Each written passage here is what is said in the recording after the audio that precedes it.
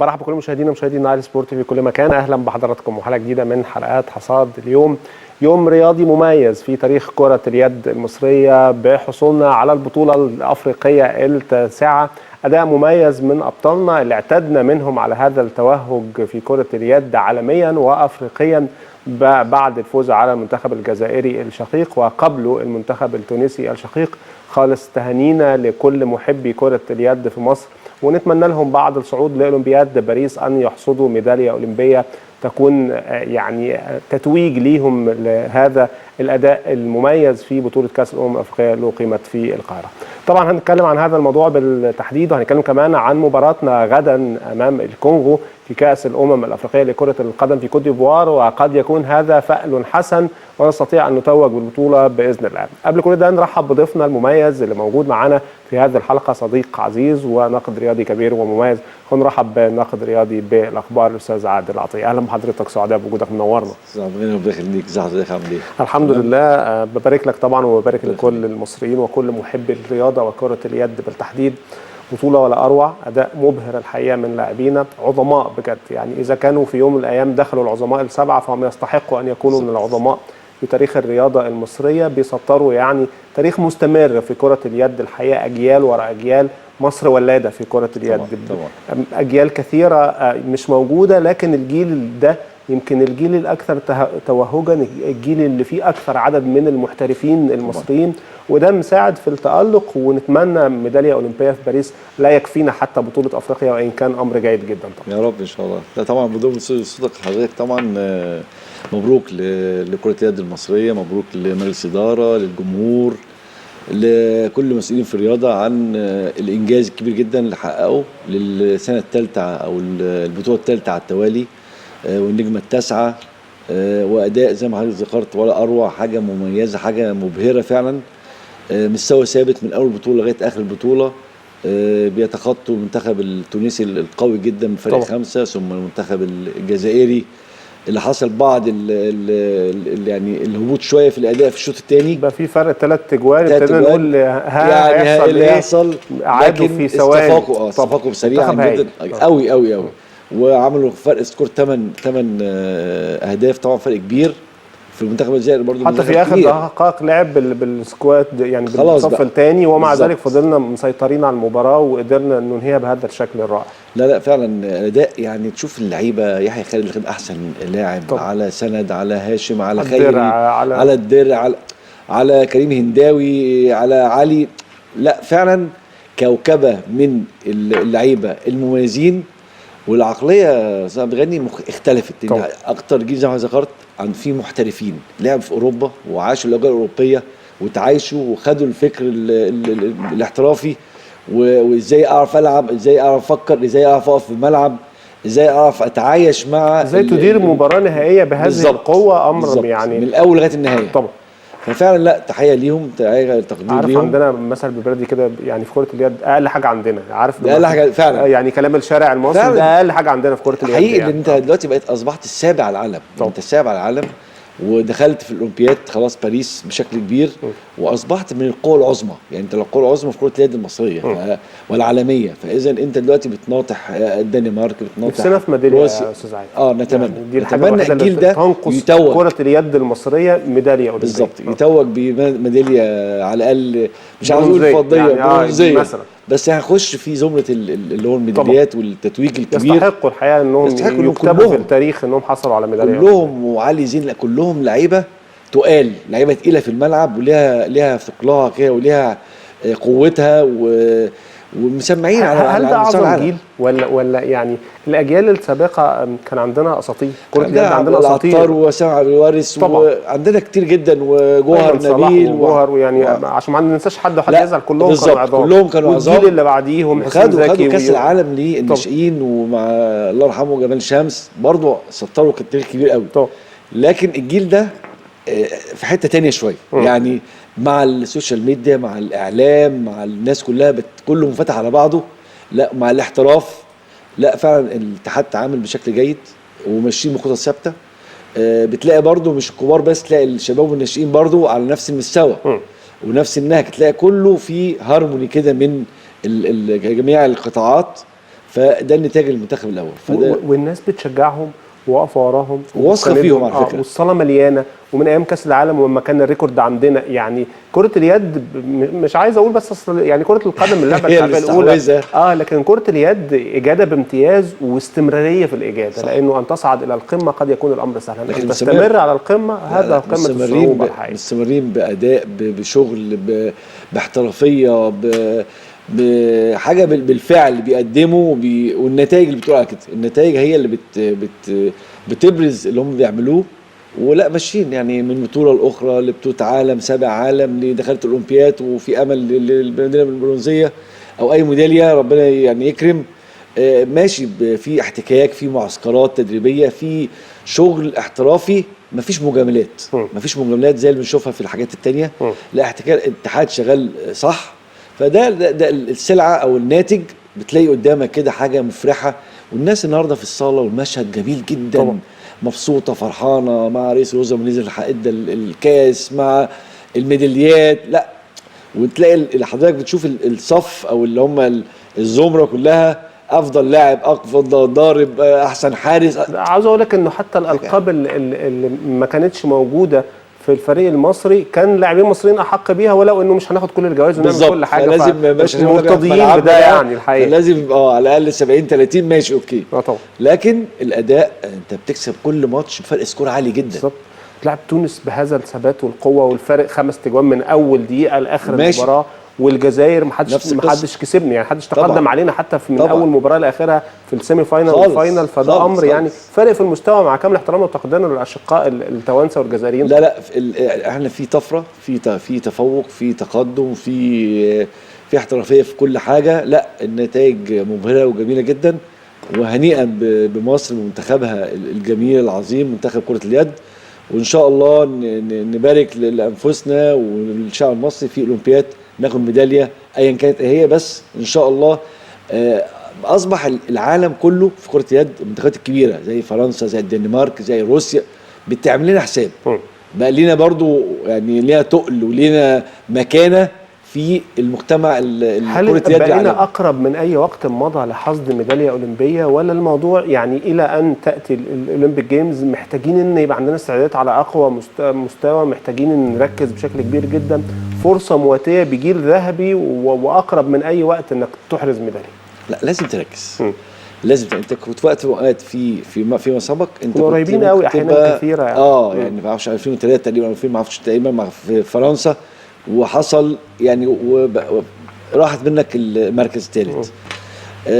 لكن انت محتاج تركز، محتاج المعسكرات تبقى بجديه، معسكرات خارجيه، محتاج تمشي بنفس الشغل ونفس الجديه ونفس الاداء ونفس الفكر، عشان لو انت ريحت الناس ما بتستناش، ما حدش بيسمع على حد. يعني كله دلوقتي بيجري بشكل بيواكب الركب العالمي بشكل سريع جدا، فكله عاوز يتقدم، كله عاوز يخش في المقدمه، كله عاوز ياخد مكانه عاليه، كله عاوز ياخد بطوله، ميداليه. لازم عاوز يبقى هو في ضمن المقدمه او في القمه. فمحتاجه تبقى على طول مركز، تبقى على طول شغال، تبقى على طول ما فيش تواني، ما فيش هدوء، بس بشكل طبعا علمي، بشكل احترافي. وده اللي شغالين عليه بالزبط. بس عايزين زي ما حضرتك ذكرت نستمر، لان المحافظه على القمه صعب جدا، صعب ان انت تفضل ماشي في الليفل العالي ده. محتاج طبعا انت بتناطح كبار وبتناطح الناس برضو عندهم تطور، واجيال بتختلف، واجيال خلال وتجديد وجيل بيعتزل. لكن الحمد لله يمكن الحاجه اللي ثابته في المستوى في مصر لسنوات طويله الاسكواش وكره اليد، جيل بينتهي بياتي جيل لا يقل عنه وقد يزيد عنه الحقيقه، ودي حاجه مبهره يعني. وده النتائج بتقول كده. انت دلوقتي بقيت في مكانه كبيره جدا، العالم بيعمل لك 1000 حساب، ده يكفي. والمنظر النهارده كان مبهر جدا. وطبعا كل ده احنا متميزين افريقيا، الموضوع بقى سهل بالنسبه لنا، يعني كلنا كنا واثقين. عاوز اقف عند النقطه دي بالتحديد، لانه في مباريات حاسمه كده كنا بنخسرها، في مباريات فاصله كانت بتفرق معانا. فاكر ماتش ايسلندا وضربات الجزاء، وكنا في مباريات هي دي كنا على اعتاب وتلعب اكسترا تايم، وكنا اول مره نشوف اكسترا تايم واثنين، يعني ثلاثه بس كان اثاره غير عاديه. لكن قدر الله ما شاء فعل. بس ده ادى برضو اللي انت بتناطح الكبار، انت مش اقل منهم في حاجه، بس حته التفاصيل الصغيره هي دي اللي احنا حضرتك بتقول عليها، النقص اللي لازم تكمل بنفس المستوى، نفس الليفل، هل مدربنا نفس الاهتمام. الاسباني كارلوس ممكن يضيف النقطه دي؟ ممكن لانه كانوا بيدير مباريات بامتياز وهادي جدا وعارف يسيطر على الملعب، وحتى تغييراته بتبان وتاثيرها، حتى لما طلع هنداوي ونزل علي في توقيت يعني حاسم الحقيقه، وكان في كان متالق كان مع عند محمد علي بشكل او كان عند 3-4 يعني تجوال الحقيقه رجعنا تاني للجيم. طبعا التوقيت كان رائع يعني. الانفرادات كلها وقويه جدا. لا الراجل عنده فكر طبعا، اللي هو فعلا اما لقى الدنيا تأزمت وبقى فرق 3 لا عمل تغييرات، تايم اوت في تغييرات في نزول علي مكان هنداوي، المباراه رجعت تاني يعني. راجل محترف، راجل ده فكر عالمي بقى، مش مدرب محل، لا فكر عالمي، وعارف الناس بتفكر ازاي، وعارف الاداء بيتشتغل ازاي، عارف امتى استنى، امتى اغير، امتى اعمل تايم اوت، اهدي اللاعب، ادي نصايح معينه، ادي تكتيك معين، استراتيجيه مختلفه.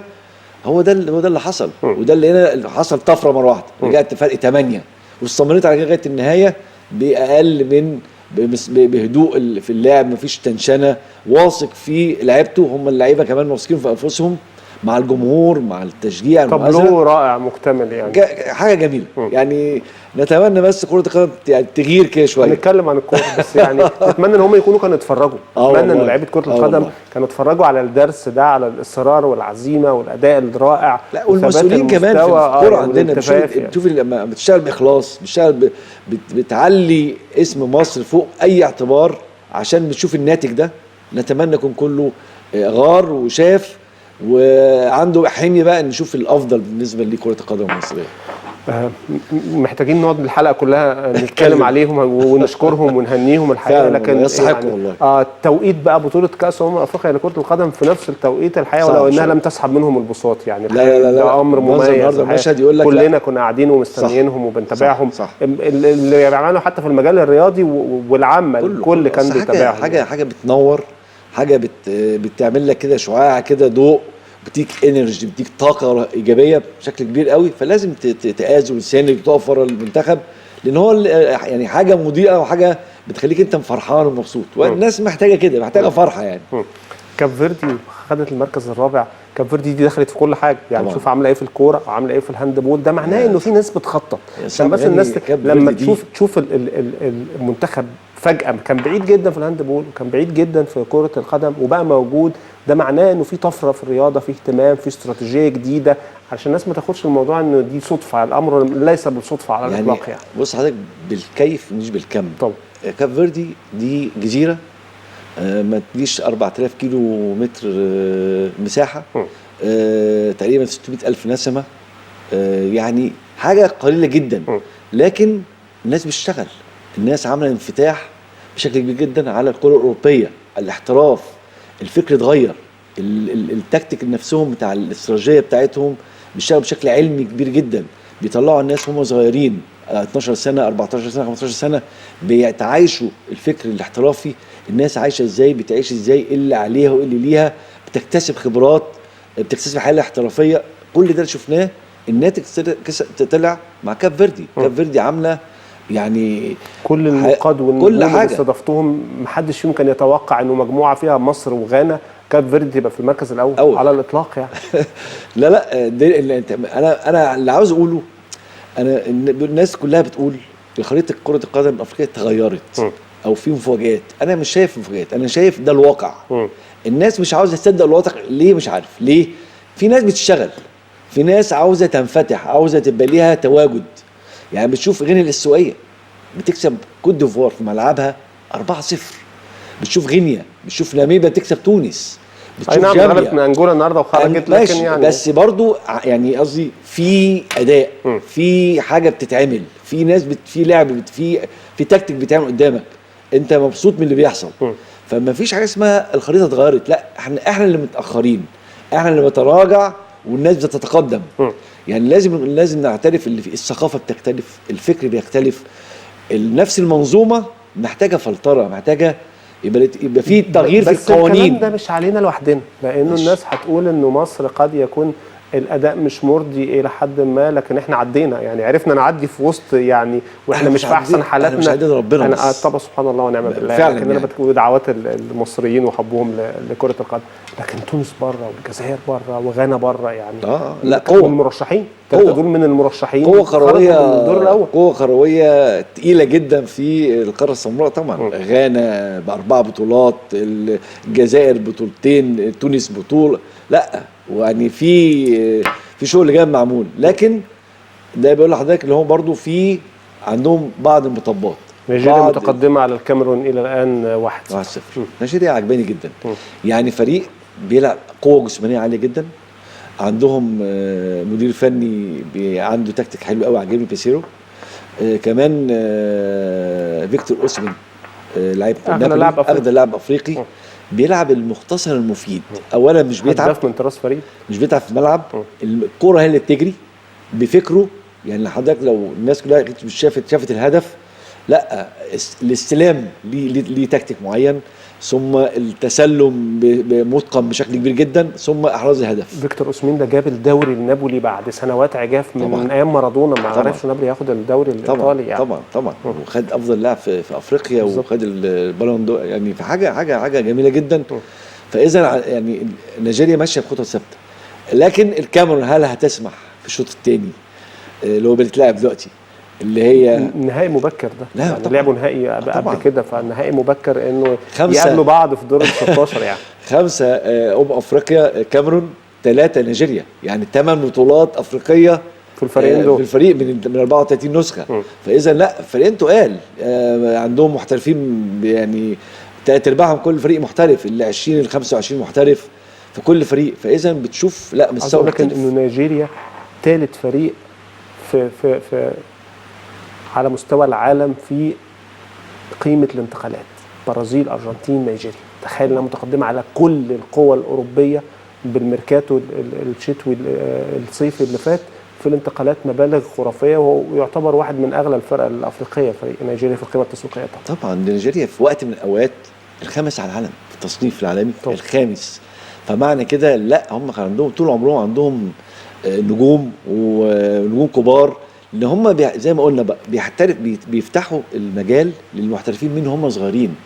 بتلاقي في اوروبا وما بيغلوش كمان في اللعيبه، يطلعوا ب $50,000 وب $100,000. مفيش بقى بالاعداد الصوابع. اول ما تطلب لاعب بتلاقيه من مليون وانت طالع، فما حدش بياخد اللعيبه بتاعتنا يعني. طبعا مع كامل احترامنا وتقديرنا لمواهبنا وقيم لاعبينا، بس احنا بنتعامل غلط. بنتعامل باسلوب، لا اسلوب رتيب، اسلوب نمطي.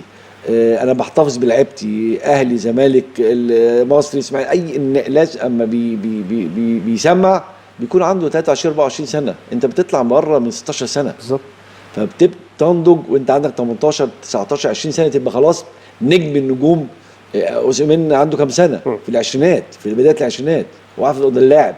فالكلام ده راح من بدري، وفي امثاله كتير في اوروبا. فلازم احنا الفكر، لازم القانون يتغير، لازم يحصل القانون في الرياضه يحصل تغيير، عشان لو احنا ما غيرناش هنفضل زي ما احنا كده. احنا كل بطوله، كل دور بنطلع بشكل انفس. اخر ماتش مع رأس اخضر لولا موزمبيق في دقيقه واحده، في دقيقه 90 جابت هدفين. طبعا دي ما بتحصلش، لكن حصلت، دي مش في الكوره يعني. فربنا واقدام الاخرين لقيت نفسك انت في دور ال 16. فلازم بقى وصعدت تاني مجموعه كمان، وصعدت تاني مجموعه 3 نقط، داخل 6 اهداف وحد داخل في 6 اهداف. الدنيا مش حلوه، لكن انت تاهلت.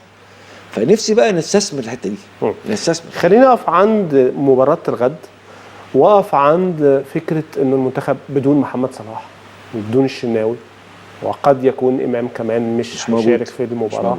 ثلاثي لهم ثقلهم يعني طبعا. لكن الباقي طبعا احنا واثقين فيهم وفي يعني رغبتهم في اسعاد الشعب المصري. روي فيتوريا هل عنده مشاكل، ولا فكره انه الجو العام بتاع البطوله كده؟ يعني كل الفرق اللي لعبتها في طفرات، في فرق في مستويات ما كنتش متخيلها، وبالتالي الموضوع مش علينا، على الجميع، واحنا فلتنا من فكره ان احنا نخرج من دور ال 16. وكان لنا يعني امثله سابقه في ان احنا بدانا بطولات متعثرين، وبدانا بطولات بخسارات، وفي النهايه فوزنا بالبطوله، توجنا، او على الاقل لعبنا فاينل زي البطوله اللي فاتت مع عادل سنغال. فكره الاصابات هل تفرق ولا اللاعبين الموجودين يسدوا زي ما بيقال بالبلدي كده، يقدروا يبقوا على قد المسؤوليه، ويمكن ده يحملهم حمل اكبر يعني طبعا. حتى مصطفى محمد لما جاب الجول وفي عز الازمه لقيناه شايل تيشيرت صلاح، فيعني يمكن الحمل حملين، عارف لما الفرقه لعيب منها بيطرد فتحس ان هم بقوا 22 لعيب مش 11 او مش 10. لا طبعا متفق معاك. برضه الاصابات اسماء كتير يعني، الشناوي من افضل الحراس في افريقيا، صلاح طبعا مفيش كلام عن صلاح يعني، حد صلاح حرج. امام عاشور عامل طفره في اخر ماتشين، وكان فايق قوي في الماتش الاخير قدام الراس الاخضر، وكان مميز جدا. يقع منك الثلاث اوراق دول برضه ياثروا. لكن عاوز اقول المفروض انت اخترت افضل عناصر للمنتخب، السكواد بتاعك المفروض يعني من هم المميزين جدا. لازم يكون عندك بديل لواحد واثنين وثلاثه. انت واخد 4 حراس مرمى، مفيش مشكله عندك المفروض يعني. عندك يبدا بمين؟ يبدا بابو جبل بما انه نزل اخر مباراه في كاب فيردي بدل الشناوي، خد حتى لو الاحساس. فابو جبل، وبعد كده ابو جبل عنده يعني تجارب، كان هايل، نفس القصه برضه، حصل نفس السيناريو وتصدى بشكل كبير جدا. وضربات جزاء في المؤتمر الصحفي مع روي فيتوريا، مؤتمر صحفي كان موجود النهارده في المؤتمر الصحفي. فعندك بدايل يعني زي ما حضرتك ذكرت مروان عطيه ده اما نزل يعني، اما مستر فيتوريا تخلى عن عناده وغير فكره شويه، اما نزل افضل تشكيل لعب بيه رايي انا كاب فيردي، اما نزل امام عاشور، نزل مروان عطيه، نزل زيزو، يعني اما لعب الفريق اللي هو المفروض يلعب بيه من اول بطوله. شايف انت اول ماتش النني مش على المستوى، شفت حجازي برضو عنده مشاكل في الناحيه البدنيه، يعني حاسس انه اكثر خبره من ياسر فبادئ بيه يعني، هو ده العامل مرجح. لكن كان ياسر مهم طبعا، لكن هو طبعا كان مسعوده اصلا. وبعد كده اضطر عداله السماء جابته، كان احمد سامي واصيب جابته من بره. فاذا انت عندك، لا انت عندك لعيبه، انت عندك خط الدفاع، بس لازم يكون في مشكله. لازم هو عندنا مشكله في الدفاع، دخل فينا 6 جوال في 3 مباريات ما حصلتش. في بطولات خدنا البطوله 98 دخل فيك هدف واحد اللي هو بتاع مصطفى حجي الباك وورد اللي حطه بالظبط، وانت حاطط تقريبا 10 11 هدف. فاذا عندك مشكله في الدفاع، في خلل واضح. فلازم انا مستر فيتوريا، لازم انا اكون بقى انا بسترجع الشريط واشوف الاخطاء. لازم يبقى في هارمون شويه من عبد المنعم وحجازي، لازم يقربوا شويه من بعض. لازم هاني مع حمدي برضو يبقى الطلوع بحساب، التغطيه العكسيه. هل يلعب باثنين ديفندرات ولا انت بتلعب الكونغو برضو؟ يعني فكره ان الكونغو على فكره مع احترامي الكونغو، طب ده اول مجموعه فيها 20 محترف، وبعد كده اول يعني تعبت المغرب جدا. لو حضرتك شفت الماتش بتاع المغرب، تعبت المغرب جدا بالظبط، وعندها على المستوى الفردي لا عناصر موهوبه جدا وحريفه جدا، وعندها فكر برضو، لكن الجماعه يمكن مش على افضل حاجه. فلازم نستغل الحته دي. احنا لازم ما نديش فرصه للكونغو اللي هي تهاجم، اللي هي يبقى عندها جرأه اكتر، يبقى احنا نهتز من الاول. لا انا لازم ليه ما ننزلش الماتش بجرأه هجوميه. انت عندك زيزو، وعندك مصطفى محمد، وعندك مرموش، وعندك تريزيجيه، وعندك مروان عطيه، وحمدي فتحي. لا عندك اسماء كتيره جدا. مصطفى فتحي ممكن يعمل. خليني احسم المراكز مع حضرتك يعني. هيبدا طبعا بابو جبل وعبد المنعم وحجازي لا خلاف على ذلك. يلعب بهاني ولا عمر كمال يمين؟ لا هاني. هاني اللي ماشي كويس جدا، وحتى الماتش الاخير كان عالي جدا. حمدي هو طبعا لعب فتوح برضو لسه حديث الماتشات بعيده، فلاعب حمدي، هيلعب بحمدي. بس ليه ما لعبش انا بياسر ثالث؟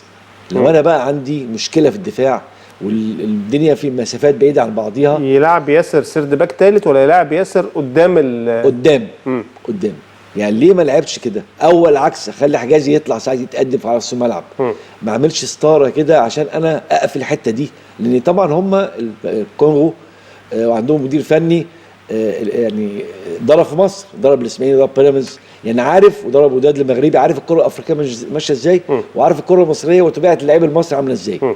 فعاوز ممكن يقول لك انا اباغد بالهجوم، اديهم فقد الثقه شويه، اعمل اهتزاز خط الدفاع واكمل المشوار كده. ومش عيب لما تحس ان السرد باكين الدنيا مش افضل حال فتلعب بثلاثه. اصله كره القدم يعني مش امر مسلم يعني. لما يبقى عندك مشكله ممكن تعالجها. ايه لو لعبت ثلاثه ما حدش هيقول هو لعب بثلاثه ليه؟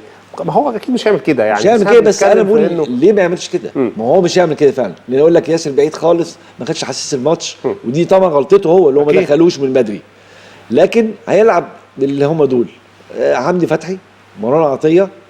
الثالث بقى ده امام عاشور.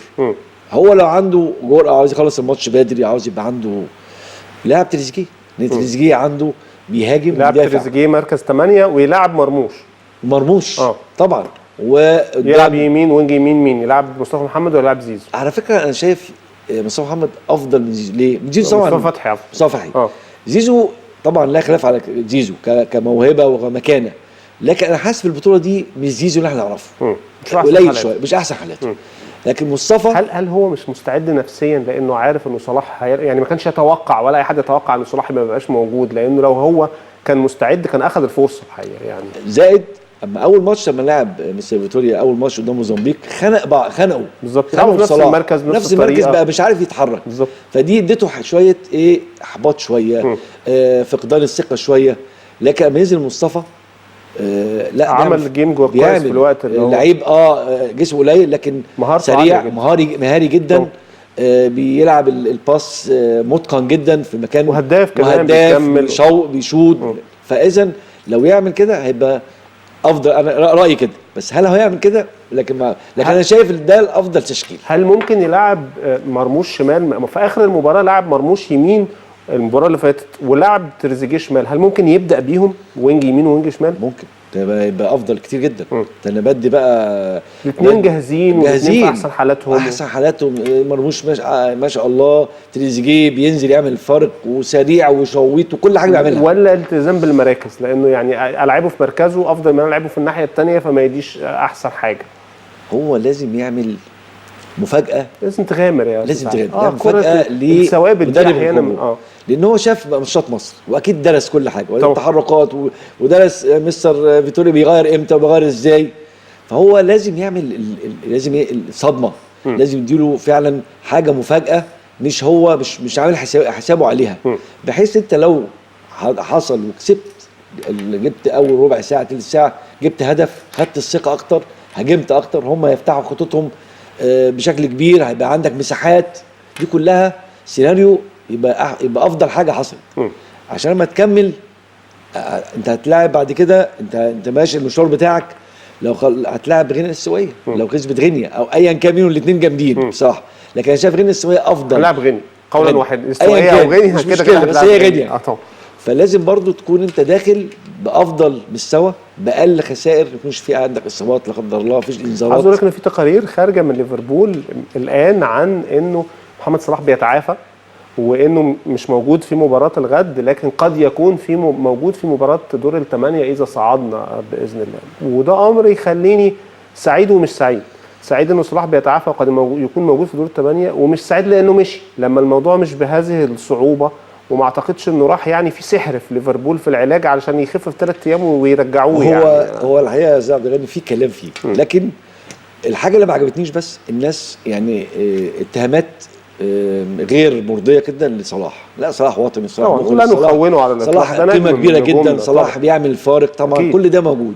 فلازم انا لو عندي فرصه اداره الازمه بس هي دي الفكره، مش في صلاح بيحب مصر وما بيحبش مصر. لا اداره الازمه بين الجهاز الفني بحب مصر ودائما وابدا موجود طبعًا. وبيعمل كل حاجه في المباريات على قد ما يقدر. طبعا كاب فيردي كان واقف ازاي وعلى اعصابه. ومباراه الكونغو بتاعت الصعود بتاع كاس العالم، تتذكر المشهد ده انه يعني كان موجود في الارض وخد الريسك يعني. لا طبعا لا خلاف على ذلك، ومش عاوزين نصدر ده للاعلام ولا لاي حد. دي مش ثوابت ما نتكلمش فيها يعني اكيد. لكن طبعا وجود محمد صلاح بيدي قيمه كبيره جدا لمنتخب مصر، وبيدي برضو للمنافس اللي قدامك لا في محمد صلاح موجود طبعا. فدي ممكن كلها يخطف المباراه في اي وقت، وهو عنصر مع عصر على الاقل بياخد له 2 معاه طبعا، بيتعمل حسابه، فبيفضي اماكن للاخرين في الفريق. فلا انا لو الخبر ده يبقى افضل يعني ربنا كرم وعدينا كونغو امبارح، بكره ان شاء الله غينيا، سواء غينيا او غينيا السويه هيبقى ليهم حسابات مختلفه غير عدم وجود محمد صلاح. اوكي. يعني عدم وجود محمد صلاح بيحرر الفريق اللي قدامنا اكتر، بيديهم خلاص بقى انتوا عندنا مهاجمين، عندهم لعيبه، عندنا. بس ده ممكن يبقى سلاح ذو حدين، ممكن يبقى من العوامل المحفزه للاعبين انه صلاح مش موجود واحنا نتمنى انه يرجع تاني ويلتحق بالفريق ويكمل، فاللعيبه تبذل جهد اكتر، وده حصل في ده اللي حصل كاب فيردي بالظبط. اللعيبه يعني شفنا يعني اداء عالي جدا بالزبط. حتى الشوط الاولاني كان ممكن نخلص، بس كان في سوء توفيق من مصطفى محمد. لكن التحركات، الجرأه، وانك يدخل فيك جول واثنين وترجع تعمل ريمونتادا في المباريات كلها، في روح موجوده. في نقاط عليها علامات استفهام في اداره المباريات من فيتوريا وتغييرات وتشكيل وما الى ذلك، لكن اللاعبين انفسهم تريزيجيه بيلعب بقلبه مش بيلعب برجله، مصطفى محمد بيلعب بقلبه، ودي من الحاجات اللي بتفرق في الكوره. لا عجبني كمان التصريح حجازي بعد المباراه، شعر باللي هو فيه مشكله عنده، في مشكله في الفريق، الناس مش مبسوطه من اداء المنتخب، دي كلها رسائل هو قالها، فهم حاسين. عايز انه حجازي راجع من اصابه، والشناوي راجع من اصابه برضه. عندنا لو الناس ركزت في النقاط هتلاقي برضه الشناوي مش في احسن حالاته، بس راجع من اصابه. ده المباراه الوديه بتاعت تنزانيا اللي قبل ما نروح نلعب كاس الامم، صبحي اللي كان واقف جول بالظبط، وحجازي كله بالظبط، وحجازي اول مباراه لعبها مع النصر وبعدين راح على المنتخب على طول، فبرضه كان الله في عونهم يعني، هم مش في احسن حالاتهم وبيحاولوا ان هم يأدوا بشكل جيد يعني. لا انا معاك في دي، بس انا عاوز بقى نستثمر الصعود ده اللي جه باقدام الاخرين، اللي احنا بقى فعلا نثبت وجودنا. الحظ ساعدك شويه وعمل اللي عليك. انت بقى فينك انت بقى بتاعك الحقيقي، فينك انت كمدير فني كتكتيك، يحط التشكيل الامثل والافضل. اكيد يكون بقى، يا ريت يكون درس الكونغو بشكل كبير جدا على المستوى الفردي، على المستوى الجماعي، بيتحركوا ازاي، ايه نقطه الضعف والقوه اللي في المنتخب الكونغولي. اكيد عندهم لعيبه برضه مهاريين، عندهم يعني اكتر من لعيب بيلعب في برينتفورد، في شوتجارد، في سبارتاك موسكو، بيلعب في مارسيليا الفرنسي. فريق جيد وعمل مباراه هايله جدا المغربي، فريق جيد. انا فريق احترمه جدا اكيد، بس ما خافش، ما نلعبش بقى بخوف، لازم انا اكون عندي. ما انا عاوز اقول لحضرتك انه لعيبه كره اليد ما بقوش يخافوا من كتر ما بيلعبوا مباريات على مستوى عالي ومحترفين. برضو بقى عندنا لعيبه يعني مصطفى محمد في نانت وترابازون بيلعب تريزيجيه ومرموش في انترخت فرانكفورت، الحاجات دي بتكسب اللاعبين خبره وما بيهبوش وبيلعبوا بقوه وما بيخافوش من الاصابات ويعرفوا يدخلوا امتى ويشوطوا امتى ويلعبوا امتى. الحاجات دي بتفرق في الاحتراف بشكل كبير جدا. انا متفق يعني مع حضرتك تمام، بس كام واحد؟ هي دي مشكله، 3 4 العدد. لكن الفريق الثاني عنده 20 محترف طبعا، فالقماشه عنده كبيره جدا. المدير الفني دوسابر عنده قماشه كبيره، فالواحد ده اثر في، عنده اللي بيلعب في الشوتجارد، التاني برينتفورد، واتفورد، عنده سكواد عالي جدا، وعنده دكه بدلاء تقيله، لكن احنا الحقيقه البدلاء مش في قوه الاساسيين، وهي دي المشكله. في مشكله كبيره جدا، ودي مشكله دي اللي يسأل عليها مدير الفني.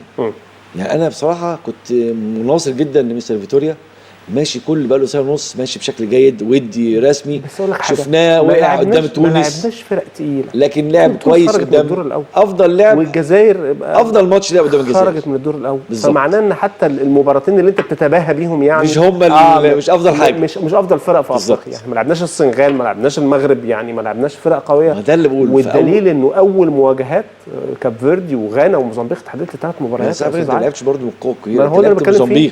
موزمبيق انت كنت مغلوب لغايه الدقيقه 92 بالظبط، لولا الخطا بين المدافع خبط رجل مصطفى محمد جاب ضربه جزاء، كنت مغلوب من موزمبيق، كان زماننا بره البطوله بالظبط. غانا انت كنت رد فعل، انت دايما بتبقى رد فعل، مش انت الفاعل، مش انت المبادر، مش انت اللي عندك جرأه، مش انت اللي عندك اللي انت بتدي بريس وقوه على وضغط على المنافس. انا عايز اقول لحضرتك حاجه، هي دي بقى مشكله. كان عندنا مدربين بيدافعوا وما كانتش بتعجبنا الكوره، كارلوس كيروش وهيكتور كوبر، كنا زعلانين قوي من الاداء الدفاعي لكننا بنوصل. وصلنا كاس العالم مع كوبر، ووصلنا فاينل قدام الكاميرون غلبنا 2-1 بالظبط. وكيروش برضه ماتش السنغال كنا هنوصل، ولعبنا فاينل بطوله افريقيا باداء مش ممتع لكن اداء فيه التزام تكتيكي، فيه دفاع وصلك الهدف اللي انت عاوزه. فلما جه فيتوريا ولقيناه بيهاجم كنا سعداء قوي بالهجوم. الكوره مش هجوم بس، يعني هي دي الفكره. انت عشان تكسب ماتش و2 هجوم لكن تكسب بطوله لازم تبقى عندك توازن دفاعي، لازم تبقى عندك الهجوم الجيد يكسبك مباراه، الدفاع الجيد يكسبك بطوله.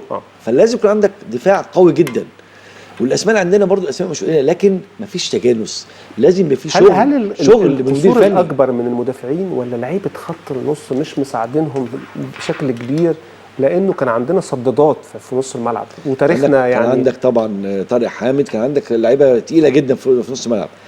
اللي اظهر برضو لو تشوف، ما هو دي برضو مدير فني.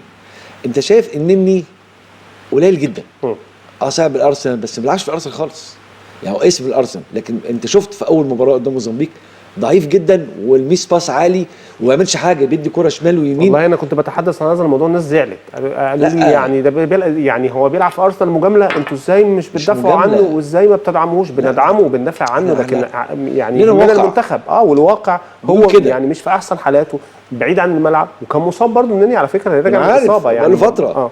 فانت لو شفت اول ماتش موزمبيق ضعيف جدا وقليل، ومش هو اللي يعمل لك الستاره الدفاعيه. تاني ماتش قدام غانا برضه بتلعبه، يعني انت وبتلعب مروان عطيه اللي لعبته في الوقت الضايع. فانت ليه انت بتعاند نفسك؟ انت ما عندكش رؤيه فنيه؟ يعني انت زينا جمهور بتشوف او نقاد او ناس متابعين بتشوف. احيانا بتبقى مدارس متعلقه بانه تقول لي لعيب بيلعب في الدوري المحلي ولا لعيب بيلعب في ارسنال الانجليزي اللي بينافس على الدوري الانجليزي. لا، اقول لك انه حتى لو بيتدرب في الارسنال ومش بيلعب، قد يكون افضل حالا من لاعب بيلعب اساسي في الدوري المصري. يعني على الورق قد يكون الامر ده مقبول. لكن انا عندي واقع، انا عندي 90 دقيقه في الملعب، انا شايف الانتاج بتاعه ضعيف جدا، مفيش انتاج. برضو الماتش التاني قدام غانا كان برضو نقطه ضعف كبيره جدا في الكورتين اللي حطهم النجم بتاع منتخب غانا قدوس. هو حط كورتين منهم اول كوره ما ضغطش عليه، برضو كوره متشاطه من بره ل 18 بمنتهى السهوله والسلاسه. يعني شفت مروان عطيه في ماتش جاب فيردي؟ لا، ستاره دفاعيه رهيبه جدا، بيغطي شمال ويغطي يمين وبيهاجم، وعامل لك واصله من الدفاع للهجوم، ترابط بالخطوط بشكل كبير جدا. يبقى انا كنت فين؟ انا ليه؟ يبقى انا كده عندي البديل الجاهز. اسالك السؤال بشكل تاني، هل روي فيتوريا اخطا خطا جسيم في انه ما عملش مباريات وديه قويه عشان يقدر يعرف السكواد ويجرب براحته قبل البطوله؟ لان انت ما ينفعش تيجي تجرب في البطوله طبعا وتغير مركز واثنين وثلاثه ومش قادر تثبت على خط النص. انت كنت لازم تبقى عارف ده قولا واحدا ويقينا قبل ما تدخل في البطوله يا استاذ علي. طبعا ده خطا جسيم من فيتوريا، يعني زي ما بيضحك على نفسه وبيضحك علينا. هو برضه الفتره ما كانتش طويله برضه، يعني مش ببرر، لكن في ناس عملت 3 ماتشات، طبعا عملنا ماتش واحد. 3 ماتشات، في ناس لعبت مثلا كافيد لعب تقريبا كاميرون او نيجيريا، وموزمبيق لعبنا تنزانيا. احنا تنزانيا اضعف فرقه في المجموعه واضعف فرقه قيمه تسويقيه في البطوله كلها. اقل حاجه محتاج تلعب فريق اقوى من كده قوي. تشوف مستواك ايه، تقدر تعرف لما تلعب الكبار هتعمل ايه. ليه انا خايف اتغلب؟ اما لو اتغلبت في الماتش الودي هيبقى اكتشف لي حاجات كتير جدا ونقطه سلبيه كتير انا اقدر اعالجها. يبقى انا خلاص شفت على واقع الطريقه الاداء الفرقه بتلعب ازاي، اللي هي مستوى اول او مستوى تاني. لكن انا لعبت فرقه ضعيفه جدا تنزانيا وكسبتها حتى مش باداء عالي جدا 2-0، واتصدمت في كاس افريقيا في المعترك بقى الشرس القوي، لازم اكون انا موجود وحاضر بذهني بادائي بالاستراتيجيه بتاعتي بالتكتيك بتاعي. ما لقيتش ده خالص، لقيت انا ضعيف جدا قدام موزمبيق، ضعيف جدا قدام غانا، رد فعل مش فعل، ثم قدام كاب فيردي الاداء. اما هو بقى فطن ليه اللي هو الاخطاء الجسيمه اللي عملها، نزل اللعيبه المميزه، حتى التغيير كان بدري بين الشوطين، نزل تريزيجيه على طول. فحس طب انا ليه من بعيد؟ الماتشات القويه بينت لي انا فين. لما لعبت غانا لقيت انا ضعيف، موزمبيق ضعيف.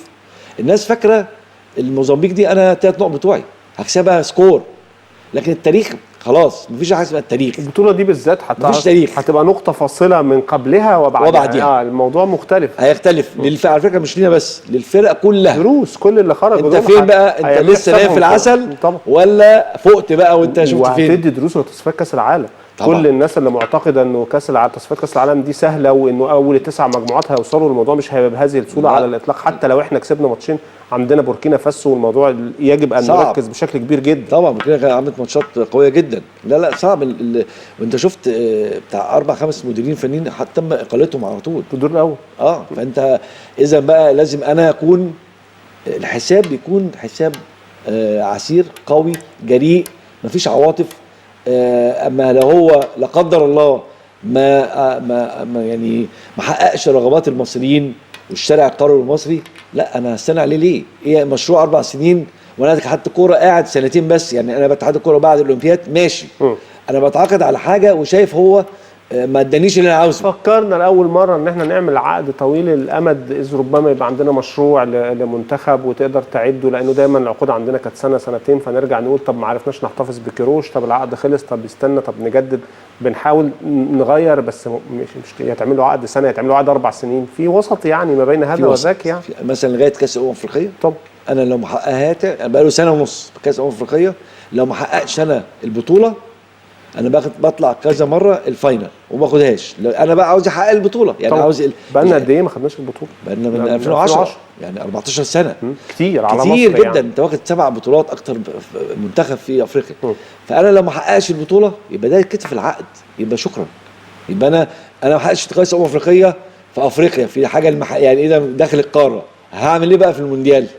هتأهل وخلاص ولا هتأهل وبقى ليه اداء؟ المقدمات بتؤدي الى نتائج. ممكن تبقى مش في احسن حالاتك في مباراه لكن لعبت بشكل جيد، مش احسن حالاتك في مباراتين لكن تصعد للدور الثاني. انت ما لعبتش خالص. ما هو ده السؤال بقى يعني احنا الحقيقه انت ما لعبتش خالص. بس احنا بنثق في منتخبنا وبنحبه وبندعمه طبعا ايا كان مستواه وايا كانت طبعا. الفكره، لكن على الجانب الاخر اتفقنا بالصعود بالظبط. لكن فكره ان انت اديت 3 مباريات فيهم مشاكل، الثلاثه وامام فرق يعني ما حدش فيهم. غانا في اسوء حالاتها دي، غانا دي لو العادي بتاعهم يعني كانوا اول مجموعه بدون منازع يعني. طبعا برضه عندهم مشاكل طبعا. وبالتالي لا انت ما استغلش كل ده على قلبك الحقيقه.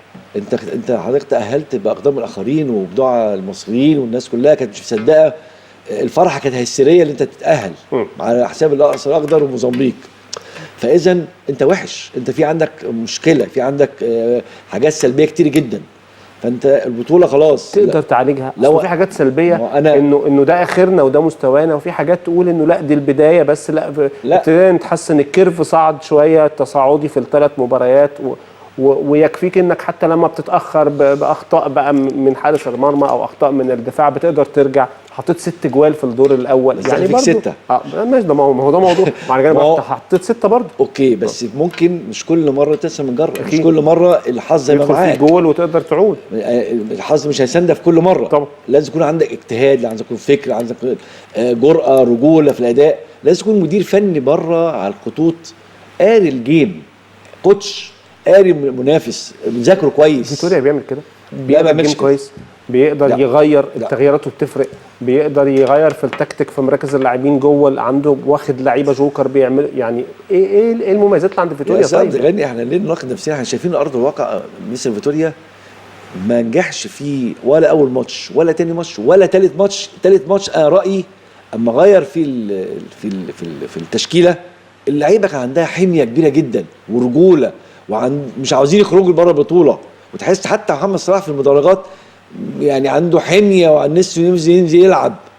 فاذا انت لا فانت عارف احيانا كده عندنا امثال كده تقول لك البطوله تنادينا، ولما الناس كلها بتتعثر وانت ماشي كويس، فاما الكوره تيجي نقول انها هاند بول على مصطفى محمد، لا الفار يرجع يا رب يحسبها يعني فتحس ان في حاجات كده بتقول لك لا انت هتكمل بس يعني اجتهد شويه، ما تعتمدش بس على ان انت عديت بقى يعني. في الاول لازم نستثمر كل العوامل اللي هي بترجح كفتك، اللي هي بتخليك تخش من مرحله لمرحله وتعديها ايا كان باي طريقه. بس انت بقى مش كل مره لسه بنجرب.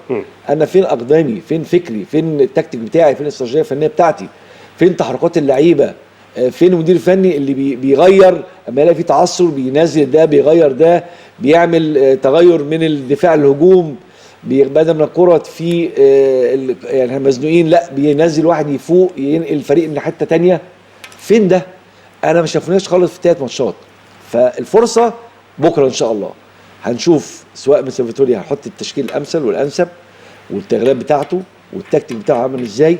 اللعيبه انا براهن اللعيبه رجاله، اللعيبه فعلا كانوا فعلا الفرحه الهستيريه اللي شفناها في ماتش كاب فيردي تقول لي ان هم عاوزين فعلا يعملوا حاجه يستعلموا بالدرس. ولو اني ما كنتش حابب اساله، هل اللاعبين لما بيبقى المدرب عنده مشكله ممكن يحملوا على عاتقهم؟ اصل دي بلدهم يعني مع كامل احترامنا وتقديرنا لفيتوريا برتغالي في النهايه، لكن النجوم دول مصريين وعلم مصر وتيشيرت مصر بالنسبه لهم يعني قيمته ومسؤوليته عندهم غير عند روي فيتوريا خالص، مع ان انا لا اشكك فيه على الاطلاق يعني. لكن بتكلم على الفكره دي، ممكن اقدام اللاعبين تذهب بيك بعيدا، يبقى عندك مجموعه من المقاتلين يعني مجموعه من المحاربين في الكوره فيفرقوا معاك.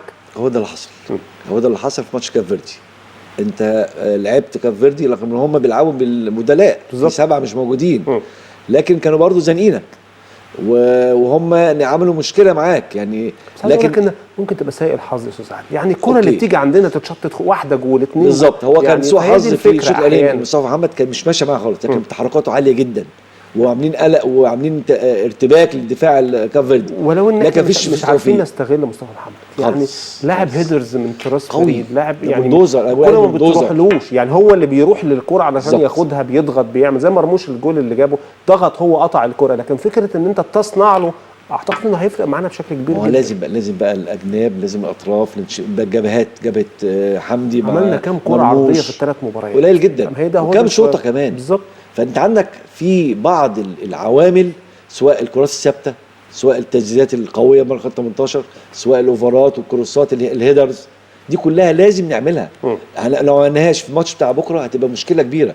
فلازم اللعيبه يبقى عندها حميه، وانا شايف عندهم حميه جدا وعندهم قدره كبيره جدا ان هم عايزين يعملوا حاجه ليهم ولمصر، لان هم فعلا المره الثالثه يعني 2017 مع الكاميرون في الفاينل، 2021 مع السنغال وبرضه وضربات الجزاء، فنتمنى بقى والدنيا كلها يعني ماشيه كويس. فلازم تعمل سيناريوهات وتقولوا للعيبه ان انا ممكن اروح لضربات جزاء ولا لا، ما تلفتش نظرهم للفكره دي. في مدرب يقول لك انا لازم ادربهم على ضربات جزاء، قد اذهب الى ضربات جزاء، وحتى انه يقول لو دربتهم بيبقوا حاطين في اعتبارهم واخدين بالهم ان احنا هنروح فلا الماتش يعني لا. السيناريو الامثل تخليهم يفكروا ازاي؟ لا يفكروا اخلص الماتش في 90 دقيقه، اخلص الماتش في 90 دقيقه، وكمان اقدر اخلصه في اول نص ساعه او اول شوط، اما حتى داخل بين الشوطين وانا متفوق وانا اعصابي هاديه، بفكر اعزز الهدف ازاي في شوط تاني، ما بقاش عندي ازمه في الشوط التاني،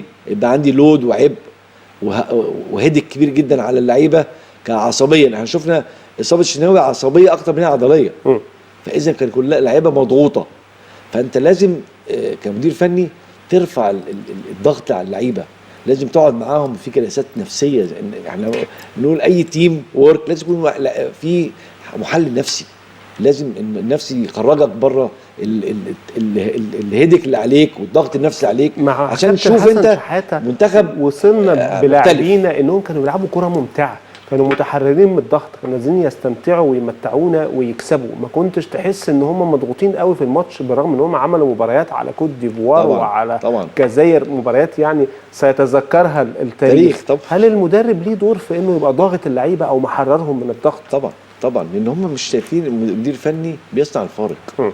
المدير الفني برضه عنده مشاكل مع نفسه في التفكير وقرايه المنافس ومذاكرته بشكل جيد. يعني انا متخيل مستر فيتوريا ده ما شافش موزمبيق قبل كده، يعني ما شافش موزمبيق حديثا، يعني يبقى عندك سكاوتنج تيم يا استاذ عادل، وحلل وشوف وقطع الحتت القوه والضعف ومين بيشوط ومين بيعمل، يعني الموضوع بقى اسهل من زمان. بس زمان عشان كنت تبعت تجيب شريط لموزمبيق وتكلم السفاره وتعمل، يعني انت عندك كل حاجه دلوقتي. دلوقتي في 5 دقائق. بس حضرتك يعني تتخيل او انت يعني شايف اللي حصل في ماتش موزمبيق. ليه ماتش موزمبيق؟ لان ماتش موزمبيق ده في المتناول، اسهل ماتش المفروض طبعا، ولو ان موزمبيق هو نقطه يعني مش سهله، اتغلبت من راس الاخضر، لكن اتعادلت مع غانا غانا طبعا. اذا ما هو الدنيا بتتغير، مش بتغير الواقع، احنا مش قادرين نصدق الواقع اللي حصل، فلازم الفكر يختلف، لازم الاهداف تختلف، لازم يخلق دوافع جديده عند اللعيبه. في مديرين فنيين بيعتمد على خطته هو وطريقته هو بصرف النظر عن المنافس، وفي اخرين بيعملوا حساب للفرق الثانيه، مراكز القوه والضعف. في مدربين ما بيفكروش فهم بيلعبوا مين وبيعملوا ايه، يعني في مدارس كده الحقيقه وقد تكون ناجحه عشان بس يعني بس لازم يكون عندي بقى اكيد طبعا نجهز لعيبتي زي ما حضرتك ذكرت، لعبت ماتشات الوديه مع فرق قويه جدا، متمرس على اللعب تحت ضغط، مع تحت شوف لو في اخطاء بعالجها، لكن انا بلاعب فرق ضعيفه جدا. لعب 3 ماتشات، تتوقع منه انه عرف الفريق وهيلعب بالسكواد اللي احنا نتمناه، ولا لا برضه هيلعب بالسكواد اللي على باله، اللاعبين اللي هو شايفهم اجهز؟ لا طبعا ما فيش وقت للهزار، يعني فترة التجربه طبعا. انت في مفترق طرق، انت مفترق طرق، خساره المغلوب يعني مفترق طرق، لازم تثبت وجودك، لازم تثبت ان انت جدير، وانت بتلعب اسم مصر، اسم مصر كبير جدا، الناس كلها بتعملها حساب، لازم مستر فيتوريا يكون عارف اللي هو بيدرب منتخب كبير قوي في افريقيا طبعا، فدي كلها لازم تكون واصله له، حتى المسؤولين اتحاد الكوره اللي هم رايحين 2 في البعثه لازم برضو كابتن حازم امام والناس تعرفوا ايه الدنيا ماشيه ازاي. فاذا لازم انت اكون او لا اكون، انت بكره لا انت عندك ماتش قوي، عندك نوك اوت ممكن تخرج في اي وقت.